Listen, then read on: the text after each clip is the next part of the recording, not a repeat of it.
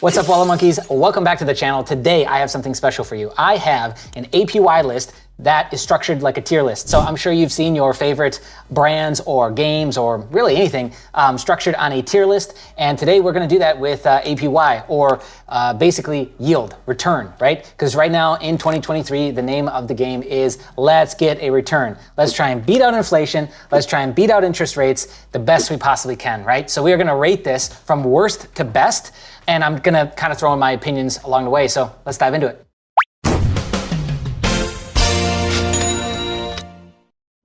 All right, so first off, before we get started, I have not put in here a couple things, right? Like, it was really hard to decide, where do I draw the line? Like, do we start to get into Roth IRAs and because that's a tax consideration, and we start to get into different mechanisms of entity structuring and things like that? I thought, nope, let's keep it really, really simple. We're just gonna go with like out of the box APY stuff. The other thing that I kept out of this was, for the most part, like brokerage accounts, because I think they suck. And I could be completely wrong, and it's cool, and you can, light me up in the comments if you like, but brokerage accounts are usually inflated means of justifying somebody else's job, and you pay for it with your fees that you gotta pay every single year, and I don't like that. So I'm more of a, let me go and handle this myself. Let me go and get a solution and answer for myself. And I tend to not like those options, but those are available as well, and the returns are all over the map. Negative probably over the last 12 months. From what I've seen. Okay, all that being said, we are at 4.75% interest rate, I believe, right now. Most estimations in Q4 of last year was that we'd get around 5%. It seems like the tone is starting to shift a little bit, like, hey, we're starting to get this under control, blah, blah, blah. And so now it's looking like, we've got maybe one more hike, and then maybe just coast, or start to cut towards the end of the year. I don't really know. I'm not Jerome Powell, but I will say that, it puts us in an interesting situation, in an interesting predicament to try and get yield off of our money. Because if we're not, then we're compounding in a negative way, right? Our dollar is being devalued because of inflation and then interest on top of that, right? Which your interest rates on your credit cards have gone up, your interest rates on everything has gone up. So how do we fix that? How do we fight that? Well, here's some of the options. So this is my tier list. They're in colored order. So we've got pink, purple, blue, green, yellow, orange, and then red at the top, which is the S tier. So there's a quick look at it, and we're gonna dive into this together. The statistical information that I got, meaning that the national averages on all of these investment vehicles or tools, let's call them, was from depositaccounts.com. You can check that out. These rates always change. So by the time you're watching this, they might actually be different. So again, we're gonna go through it, right? So the absolute worst thing you could do with your money, I think, is a basic savings account. And why is because the national average right now is 0.31%. 0.31%, like that's doing nothing. It's actually doing negative, I think. Yeah, I don't know. That's all I got to say about that, but it's really, really bad and they suck. So why? Unless you're trying to like build data points or something in a bank, no thanks. Okay, E tier and D tier are basically the whole category of 1 to 3% APY cashback. So that's everything. This is everything that I could find that fits into 1 to 3%. Again, without getting too like crazy. And again, if I missed something, please let me know in the comments. So E tier is first, and that is basic checking. And I think that's bad for many reasons, but the biggest one is that you don't have the same level of ID theft. You don't have the same level of FDIC insurance. You don't have the same level of winning not debates, but chargebacks. It's a lot harder to operate within a checking account. Then on top of that, you got overdraft charges, or sometimes if you get overdraft protection, then you got to pay for that. It's just gotten weird with how a basic checking account works. So unless you're trying to hit like a sign-up bonus or like kind of plant your flag at a new bank, again, I don't really see this as a place long-term to park any money. The national average right now is 0.17%. But the only reason why I put it here instead of at the worst is because the top 1% is 2% APY. And I've heard better than this at a few different banks. But because it's always changing, like I'm not gonna put all the banks that I could find that day to do it, because that might be different literally by the time you do this, by the time you watch this rather. They will change APY as interest rates go up, go down, as the wind blows, this stuff changes. So that's why I tried to not get too specific, except for, you'll see I did in some of these. Okay, so next is the D tier, which is blue, and that's getting closer to like 3% and even touching into 4%. So let's start at the top. High yield savings accounts, or high interest yield savings accounts, whatever you wanna call it, okay? HISA. And that is where you can find the best APY on average, right? And so you've got a lot of options here. You've got basic banks like Citibank, which here's an example of what they're running right now. They've got an accelerated savings which will pay you 3.4% APY, and you can earn $150, deposit a minimum of $20,000, or a $450 deposit a minimum of $50K or more. So you can get extra money. Again, if you're trying to plant your flag at a new bank, this is what you would do, right? And I even gave the link for that. I'll put that probably in the description box. But that's Citibank. Some other great options to look at that aren't so common and popular would be like Sophie, M1, or any of these like hybrid. I think Betterment is another one. Any of these hybrid fintechs that offer like an array of stack. Like Sophie offers everything from credit consolidation to student loan consolidation, I think, or student loans altogether. They offer all kinds of stuff. Basic checking, savings, they've got it all. So getting into something like Sophie too, you've got benefits of the ecosystem. So for those of you who don't have a big wad or a big stack of cash to just kind of drop and build up at these banks, you're gonna want to make your mileage stretch. So something that you might wanna look at is really planting your flag at a institution that has a big ecosystem that you could continue to tap into with referral bonuses and checking bonus over here, savings bonus over here, high yield over there. Like we get enough of this stacking up and it's thousands of dollars per year, which depending on what income level you're playing at, these are huge moves for you, right? Okay, so the top 1% is 3.74% at the time of shooting this. So that's great, right? Next, we've got in the same D tier is dividend stock investing. Now this is like, this is exactly what it sounds like. We're investing from a standpoint of trying to gain dividends. Now, is this all dividend stocks? No, a large amount, I would say 80% or more of them fit into the 1 to 3%, which is why I put it here in general. Now this is a whole game that you can get into with, allocating money to this. You can wrap it all under a Roth so that you get tax implications and savings and things like that. You can do it just under your name. There's a lot of different ways that you can do it, 401ks, etc. So dividend stocks is a whole other world that, again, we'll spare the super minute details on that. But from a general standpoint, I would say that 1 to 3% is what you could expect there. Again, you could have higher, you could have lower, right?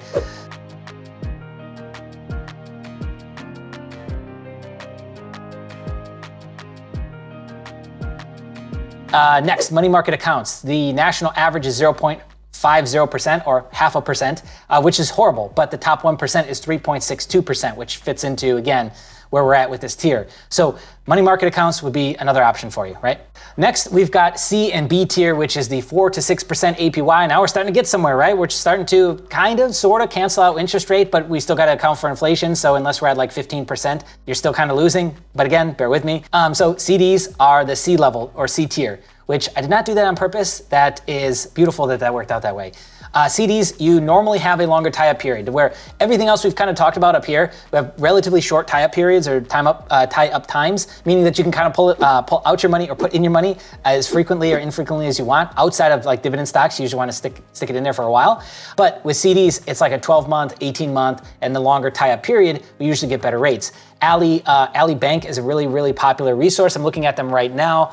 For a 18-month, they're at 4.25% for their high yield CD. And I know people that are like circulating at one given time 20 to 30 CDs through there. So it doesn't look like that APY really changed after the base point jump, which usually it does. So you wanna wait until after you get a rate hike to get savings to open up maybe new CDs and things like that to make sure that you're gonna get the best rate. But that was a week ago and I still haven't seen any change on that. So I don't know what's going on there. The national average is 2.51%, and the top 1% is going to be 4.96% at the time of shooting this. Okay, next is the B tier, and now we're starting to get into the fun stuff. That is I-bonds, right? Which I-bonds we can buy from treasurydirect.gov directly.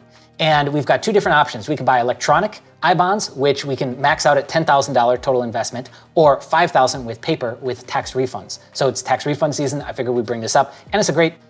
You're still getting a really great rate. Now, the better rate was from, I think it expired in October, and we shot videos on that on the channel. Go figure, they did horrible. But the rate right now until April 30th of 2023 is 6.89%. Nothing to sneeze at, not bad, right?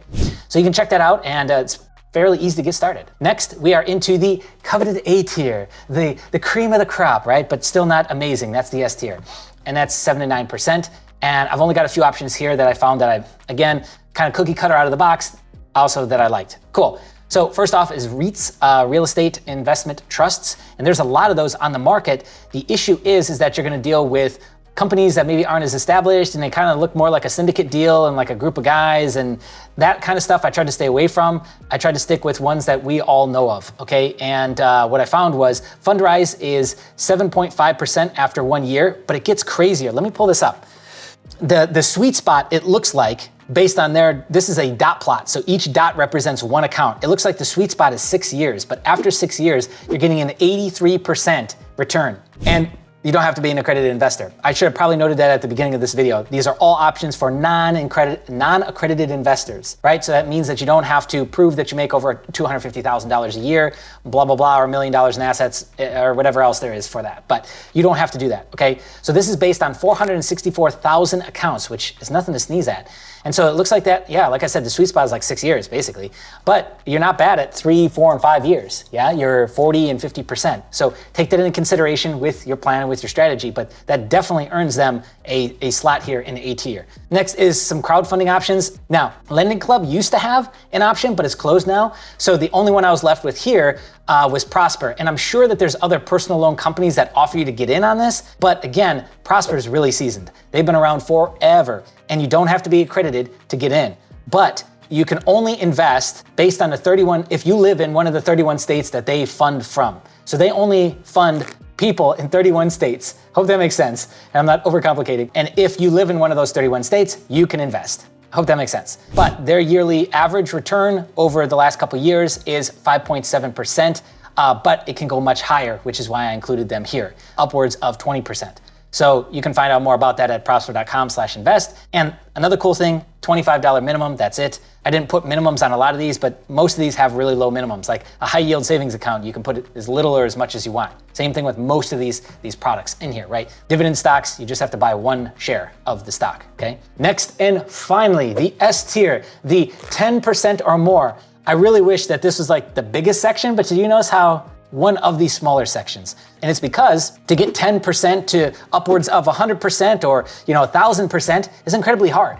But I would say even though it's at the bottom, the best investment that you could possibly make is betting on yourself. I know that might sound corny or cheesy or whatever, but believe me, when you invest into courses and training and teaching and time to learn something new, to learn hard skills, those skills compound just like hopefully your money will over the years, and you will make more as time goes on. As long as you're continuing to stay at the tip of the spear of learning in your market, learning in your industry, you will be a top earner. It's just a matter of time, right? We've seen this time and time again. So betting on yourself, I think, will always be your best investment. The best place to park money is in yourself, to grow yourself, to learn, to, get past, traumas and dramas in your life, emotionally heal yourself. Because when you're clear and you're free of those, that bondage from those things, you are now ready and available to go and do something more with your life, right? And so again, I don't care how that sounds, but I think that is your absolute best investment for the highest possible ROI. And it's because the ROI is so good, it's almost immeasurable, right? Next, you can invest in real estate. Now I left this pretty open-ended because there's a lot of different options we have here. We could fix it up and rent it out, which is like a BRRRR method. We could fix it up and flip it, which I think right now in this market is not really a great idea. But starting to gather up rental properties, that out of the gates is nice multiples. Like, something paying you hundreds of dollars per month is nice multiples to start with. But it starts to get better over time because mortgage payments are being paid down. We're still allocating for like fixed funds and things like that for like roofing and things that are gonna go bad or need to be changed on a house. But your overall longer term, and this is a much longer time horizon, is gonna be better. So your time horizon over like a whole lifetime of having that investment property is huge. Again, it's one of those things that I think it's actually really hard to quantify the ROI percentage. Now we can break down nuts and bolts of every single month and how much we're technically getting ahead percentage-wise that way. But now when we start to compound that over a lifetime, that can save our butts in a bear market, that we can pull money out of that to save us or keep us afloat or invest in something new in good times, bad times, any times. And also too, remember, we own the underlying asset, and the asset will always be the land. That is your number one asset. Funny enough, talking about assets, notice how we didn't put commodities on this list? Because I think people have a skewed perception of traditional commodities, meaning gold, silver, platinum, mostly metals. and that is that there should be some sort of return. I actually don't believe that. I believe that the point of getting metals in any capacity, if you're going to do it, is literally just a backup fund. So I wouldn't compute an ROI or an APY off of that. There's an ROI 100% to figure out with that. But it would only be if like the world collapsed or the currency, global currencies collapsed and we had to go back to some sort of gold standard. That would be the only time that would play out, an ROI or an APY standpoint. So I left that off because I don't use it that way, and I don't think you should. I think it literally should be similar to like that $5,000 or $10,000 oh shit fund that you've got in the background in case something catastrophic were to occur. I put it in that same category. So I'm not trying to get an APY off of that. Again, that's just me. Cool. So real estate, I think we kind of kicked that one. And then the rest of it is pretty much gambling. And you're either gambling on yourself or you're gambling on something else. And so we've got a few things here that we can look at. First off, funding something on Kickstarter, Indiegogo. Now, I feel like the golden era for that was maybe 2013 to 2016 was really like the golden era for Kickstarter. Maybe even a little bit later. Is it as good now? No, but I still think there's, if you get the right ones, which average VC, invest in 10 things, 9 fail, one hits it out of the park and they get a home run. That style of looking at and investing into this, I guess, you're probably gonna get over time a few big winners, and those will pay off for the losses and the scams and the ones that ran off, never produced anything, took 5 years to create the product, et cetera, et cetera. But I still think there's a good play to be made on your Kickstarters, your Indiegogos, et cetera, right? So I added that in a 10% plus because that's what I feel where it should be. And then the last one we'll talk about is some sort of trading, which this is probably the most volatile thing you could do. Emotionally, it's gonna be a roller coaster and run a gambit on you. If you've got a family, if you've got kids, if you've got a wife, if you've got zero experience with emotional stuff, you should probably stay very, very, very far away from any sort of trading. Day trading, swing trading, 1 minute trading, whatever. There's literally anything to float your boat. That being said, I've seen guys go from $50 to $30 million in net worth from trading cryptocurrency, funny enough. So I've seen guys make entire lifetimes of money at a retarded degree doing day trading. Now, the 3 that I know that did it, and they all were somewhere between $50 to $200, and they ended with 10 million on up to 50 million. They all lost their health. They lost relationships, they were shut-ins, they spent their whole time indoors, they sat in front of the screen for 16 hours a day, but they made a ton of money. So now they have to slow down. They've got, a couple of them had kidney problems, liver problems, things like that, from poor diets, poor exercise, poor health, not getting sunlight. And so now they've got to spend all this time fixing their health and all this money fixing their health. So again, please take that warning to heart, because I know that you see influencers flexing and stuff, and they got Lamborghinis at 20 years old, and it's setting this tone that everyone should have a Lamborghini or, drop ship or sell on Amazon or FBA or something like that. But at the same time, that's insane. To an emerging market, to a third world country, let's call it, all of that is absolute insanity, okay? It's not the normal for a 20-year-old kid, believe me. So all that being said, that's my tier list. Let me know what you think in the comments. Let me know what I missed in the comments. And of course, your thoughts are always welcome. Thank you so much for watching. See you in the next one. Hey, you should subscribe. 60% of you are not subscribed yet, right there. Okay, bye.